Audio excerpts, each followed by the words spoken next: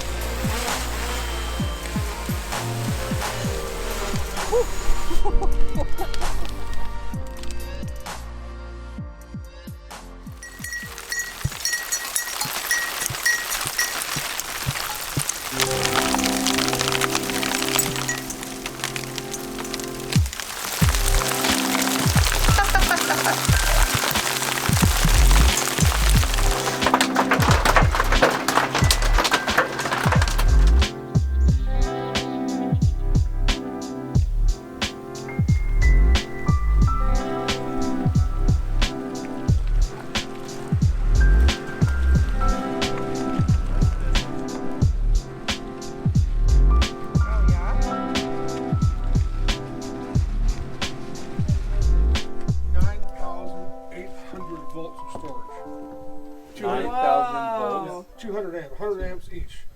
1,000 watts is 1 kilowatt. Wow. On an That's overcast day. cool. 1,000 watts, and that's for storage, right?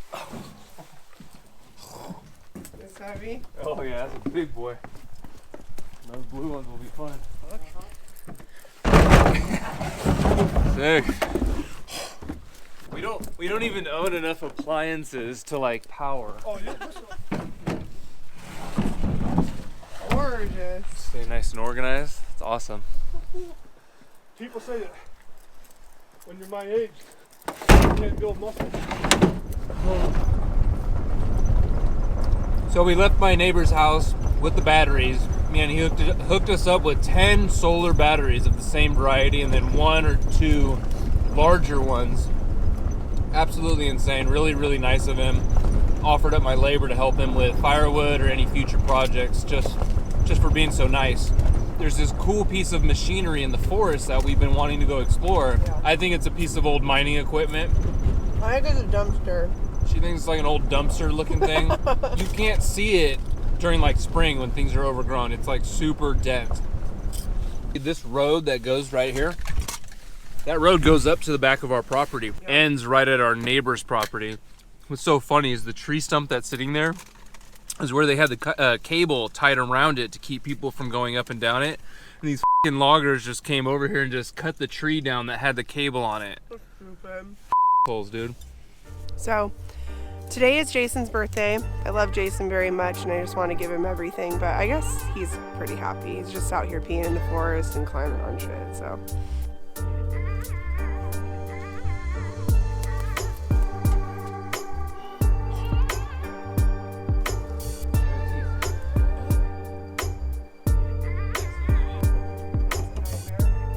So we've been driving by this. We drive by it all the time, and it wasn't until fall or even early spring now where you can actually see it, because in the wintertime everything is nice and open.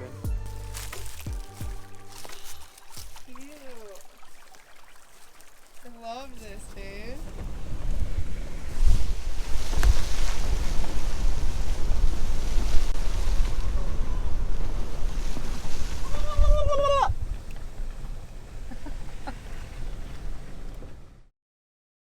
Stop wasting your hard-earned money on disposable nylon tents. Upgrade your outdoor experience with the most rugged and spacious canvas hot tent on the market. The 20-foot Stella Stargazer has an impressive 289 square feet of interior space and comes wood stove ready with a 4-inch stove jack that can accommodate stovepipes up to 6 inches. This tent can fit 2 king-size beds or up to 12 sleeping bags. It's safe to say that this may be the most comfortable tent camping experience of your life. Click the link below to learn more. This morning I came out here and I dug out these little trenches to lay down the garden bed walls. And I was also raking some dirt from that side over to this side to level this out a little bit so gravity will drain the water down evenly. Didn't bother to film anything because nothing I'm doing is groundbreaking. All right, so the goal was to get this nice and level. I think next time we're in town, we're gonna go find one of those cardboard recycling bins and just bring home as much cardboard as we can. I guess we'll do the no-till method. I don't even know the correct order, to be honest. I just know people lay down cardboard. It's gonna prevent any weeds from coming into your garden. So, Andrea found this awesome opportunity online. Free compost. Look at this huge pile behind us. Look, it's open to the public. We're backing in and they still got more coming out. So we grabbed what we could. Really didn't come prepared because we didn't know what to expect. So we just grabbed a couple buckets and a couple bins. This will help us get our garden bed started. Yeah. I wish we could grab more, but we can't. We have other things to do.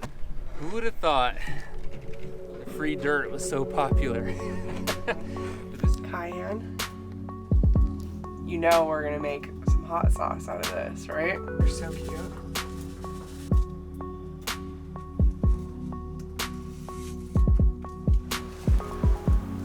Okay, go.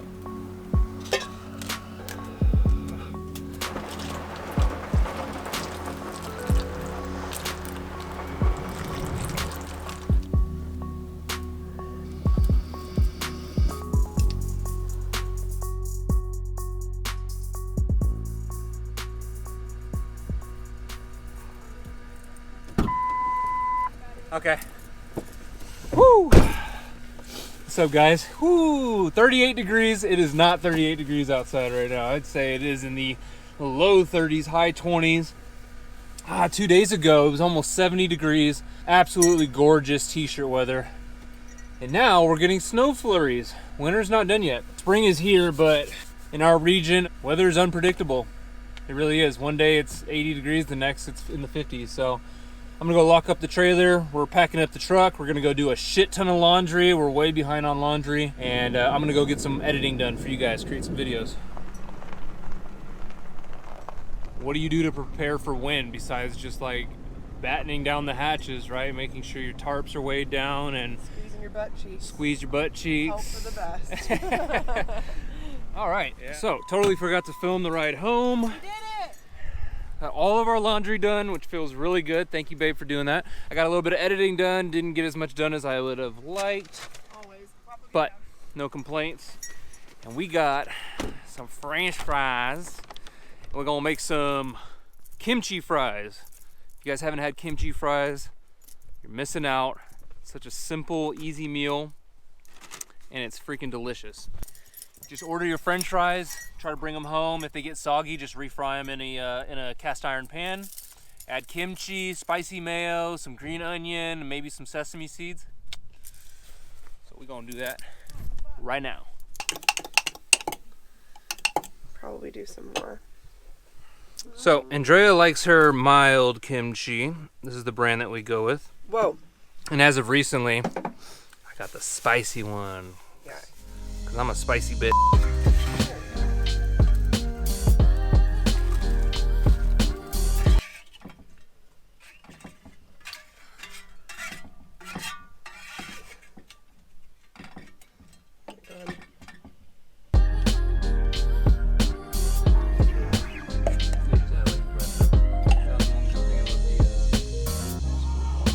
You know.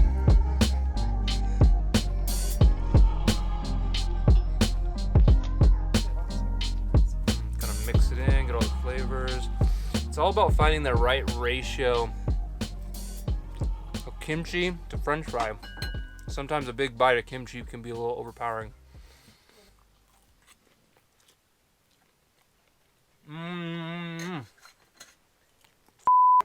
It is straight up like Heaven. it's so good and so easy to make. It tastes like fair food, like you're at a fair or like a food truck venue. The only thing that I would recommend that you do differently is make your own fries. Yeah, if you have a deep fryer, definitely make fries at home. Even if you have a big pot, though, go for it. The biggest problem with doing French fries or any fried food in the trailer is cleanup.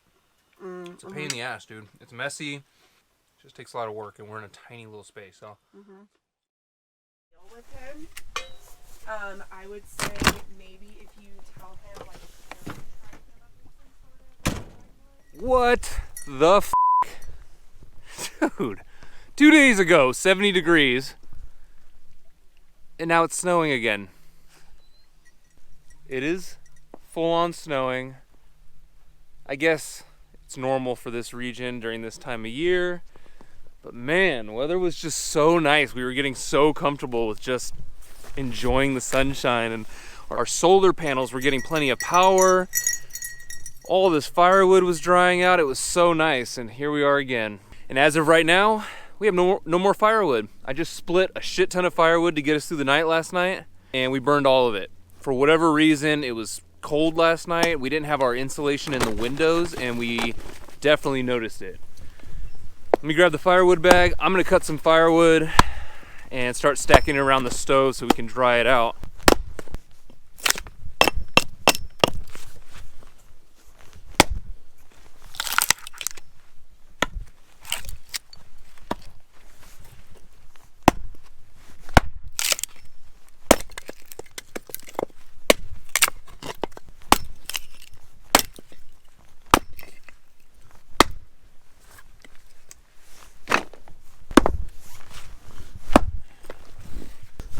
Come on.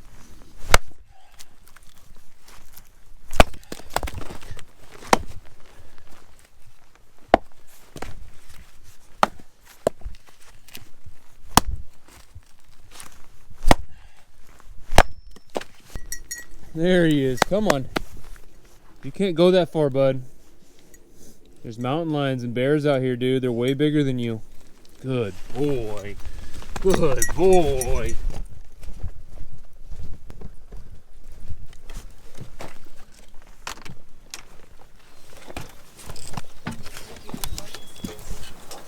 Good job, bud.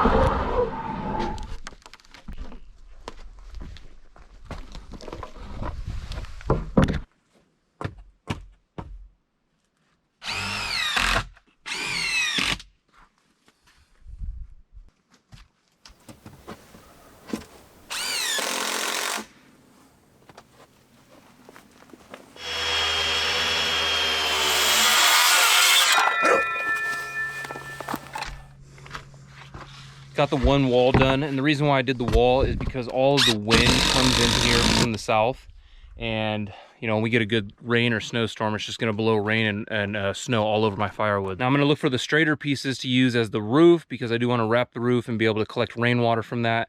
But now my tools are dead. I only have 2 batteries, so I need to get 2 more so I can have a total of 4 and have batteries charging while I'm using the other 2. In order to charge those batteries, which run on 120 AC, we've been using our 12-volt battery with the solar setup, and we have a little 120 inverter inside the trailer that we hook up. Just like a cigarette lighter plug you'd see in a car, I wired it into our little USB setup, and it works great.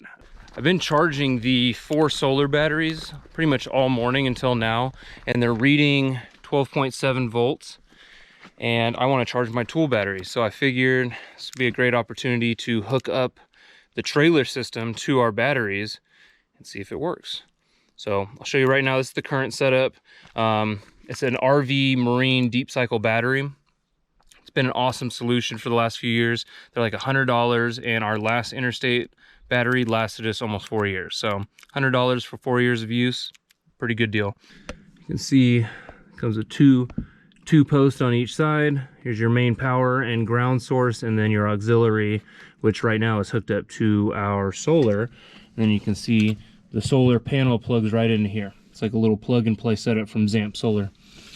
So I'm gonna disconnect this one and hook it up just like I have it here. So once the trailer system is plugged into the batteries, I can plug the solar panel back into the system, and it should all work. The trailer should have no idea that there's 4 batteries. It's still a 12-volt system, and it should work fine. So let's give it a try.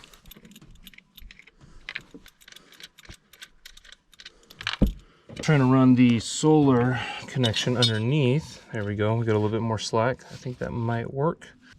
If anything. All right, so the first problem I ran into, I should have noticed this right away, that the 2 auxiliary posts for the solar panel is what's charging the battery, but the main trailer source is still hooked up to these top terminals, and these solar batteries don't have those terminals. There's no posts. I'd have to wire them in directly. So there's no way to connect the actual trailer power to this battery bank. Okay, so it's not pretty, and it may not even work, but we're gonna give it a try. So what I did is I took off the terminals from the main 12-volt battery, the ones that actually powered the trailer system, and just kind of used these 2 extra cables and ran an extension, Hillbilly Special. Let's plug in the solar panel.